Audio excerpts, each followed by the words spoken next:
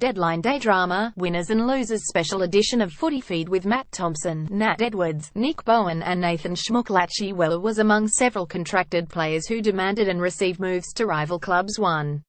Contracts mean little. Where should we start? Melbourne and the Western Bulldogs put contracted forwards Jack Watts and Jake Stringer, respectively, on the trade table and copped a verbal hiding from all and sundry. Part of the criticism was that being so brazen ruined the club's bargaining power, and ultimately both clubs accepted less than they wanted. Then we watched as a conga line comprised of Charlie Cameron, Nathan Wilson, Lachie Weller, Bryce Gibbs, Josh Sharker, Jarman Impey, Adam Saad, Gary Ablett, Matthew Lobber and Logan Austin successfully requested new homes. A small number were relatively mutual, but all were contracted at least for 2018. Some players, "We're looking at you, Charlie and Lachie," even felt so emboldened as to publicly challenge their club's reluctance to move them on. About the only thing a contract represents these days is a safeguard for under-the-pump footballers who would otherwise be delisted. 2. Essendon and Port Adelaide flag contenders. Richmond proved what a successful addition or three from other clubs can lead to. Are the Bombers or Power next? Both played finals this year, but were found wanting once the whips were cracking. They emerged as clear-cut winners in the trade period to put themselves in the premiership conversation. Port effectively gave up pick 31 for Jack Watts, Tom Rockcliffe and Stephen Motlop, while Essendon brought in Jake Stringer, Devon Smith and Adam Saad on a series of draft picks without losing anyone. The Power also swapped Jarman Impey Hawthorn, Brendan Archie West Coast and Matthew Lobber Carlton for draft picks, while Jackson Trengove joined the Dogs via free agency. But Ken Hinckley's 2018 side should be far superior to this year's version. Comment flag tilter chances. Dons finally come to the table. 3. Proven isn't sexy way treat most players, outside of the Bryce Gibbses and Jake Leavers, like used cars, where their value starts decreasing as soon as they leave the lot. Why doesn't it go the other way? At least for a substantial period there was barely a ripple when Fremantle ripped Nathan Wilson, who gained more meters this year than everyone not named Dustin Martin, out of the Giants for just a future second-round pick.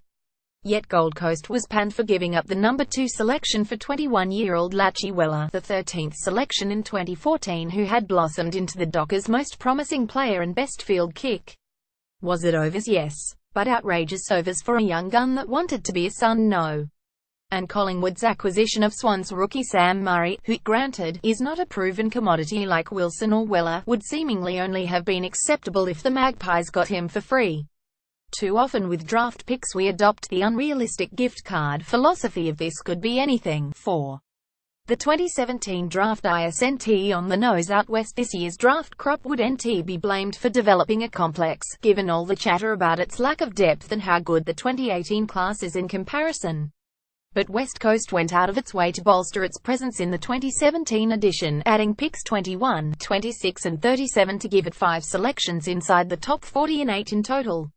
The suspicion is most will be used on West Australians, maybe even mature options such as Liam Ryan, Tim Kelly and ex-Docker Hayden Schleith. The moral of the NABAFL trade period was that players ideally want to ply their trade in their home state, so it could be a smart move.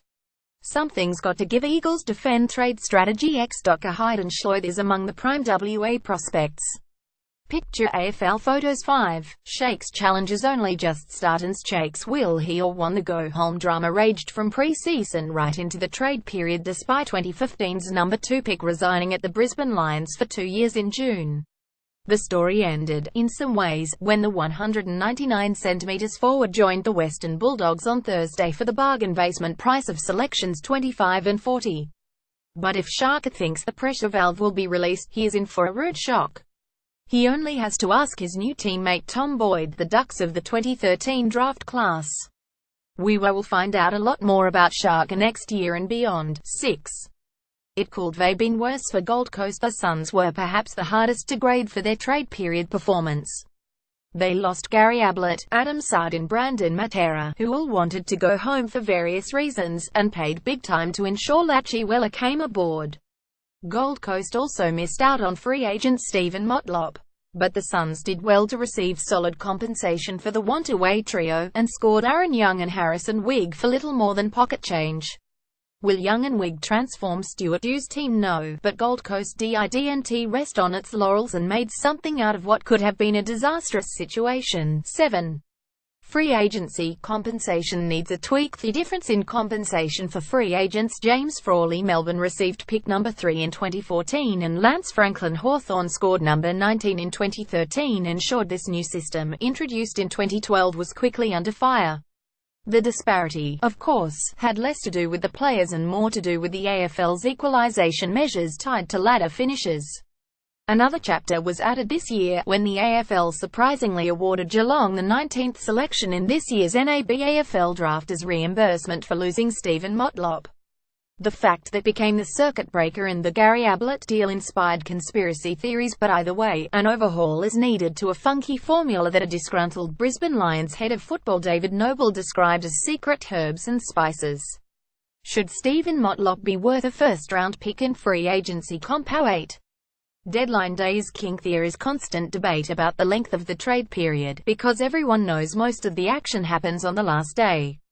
It was no different this year, with 7 deals completed before midday and 22 by 2 p.m., after only 9 moves had been completed in the previous 10 days of the exchange period, including free agency. The Stephen Silvanese of the AFL world are masters at playing chicken, which adds drama and column inches, but it also generally means deals take time to evolve.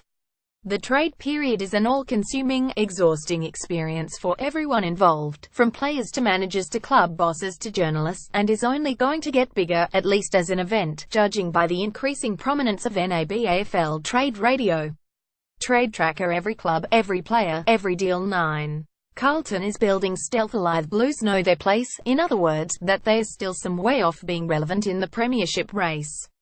That's why offloading Bryce Gibbs and gaining a swag of draft picks, including a pair in the first round, was the right thing to do. This wasn't a perfect trade period, but injecting ready-made duo Matthew Kennedy and Darcy Lang into the midfield was a great result.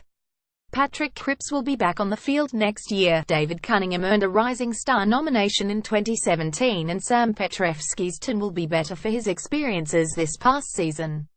Skipper Mark Murphy isn't slowing down either, so Carlton's on-ball brigade is taking shape, even with Gibbs gone. SOS why we let Bryce Gibbs leave. 10. The Kangaroos received a reality check. No luck with Isaac Heaney. Hardly a disaster. Failure on big play moves for Josh Kelly and Dustin Martin. Annoying, slightly embarrassing, but bold.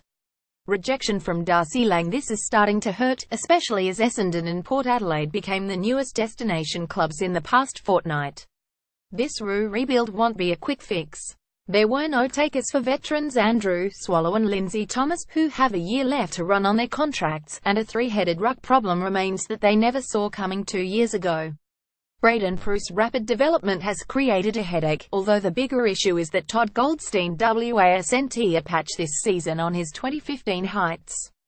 And Majak Daw is still an injury-prone project, 8 years after being drafted.